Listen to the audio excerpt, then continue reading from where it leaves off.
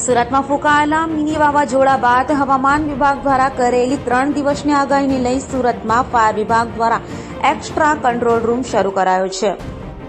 હવામાન વિભાગ દ્વારા દક્ષિણ ગુજરાતમાં આગામી 3 દિવસ સુધી ભારે પવનો સાથે વરસાદની આગાહી કરવામાં આવી છે, જેના ભાગરૂપે સુરત શહેર ફાયર વિભાગ એલર્ટ મોડ ઉપર છે.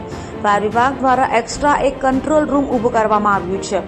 ફાયર કંટ્રોલ રૂમ અધિકારી દીપલ સ્કપાલે કહ્યું કે તમામ કર્મચારીઓ એલર્ટ મોડ પર રાખી દેવામાં આવ્યા છે, જેથી કોઈ પણ કામગીરી હોય તો તાત્કાલિક કરી શકાય. સાથે જ લોકોને કોઈ અગવડ ન પડે તે માટેની વ્યવસ્થા પણ કરી દેવામાં આવી છે. ફાયર કંટ્રોલ ઇન્ચાર્જ છું, ફાયર ઓફિસર દીપક સપ્તાહ. શું છે કંટ્રોલ રૂમ ચાલુ કરવામાં આવ્યું છે? શું છે કંટ્રોલ રૂમને વિગતને કેવી રીતે ચાલુ કરવામાં આવ્યું છે? હાલમાં હમણાં 3 દિવસની ચોમાસાની પવન ફૂંકાવાની આગાહી છે, વરસાદની. એ આગાહીના હિસાબે ફાયર બ્રિગેડ તો તંત્ર એલર્ટ જ છે. એક ઇમરજન્સી કંટ્રોલ રૂમ હમણાં તાત્કાલિકમાં અર્જન્ટમાં ચાલુ કરવામાં આવે છે.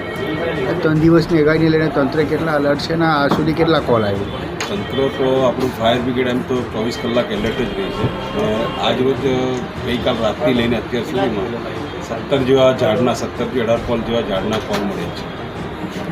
આ આગાહીને લઈને કેટલા જવાનો અને કેટલા ઓફિસરો તૈયાર છે? ફાયર ટોટલ સ્ટાફ તો એલર્ટ જ છે. કોઈ બહારથી ટીમ બોલાવવામાં આવી છે? ના, અત્યાર સુધી એવી કોઈ પરિસ્થિતિ નથી આવી કે બહારથી ટીમ બોલાવી. નીચા વિસ્તારોમાં પાણી ભરે એના માટે શું રક્ષા કરવામાં આવ્યું છે?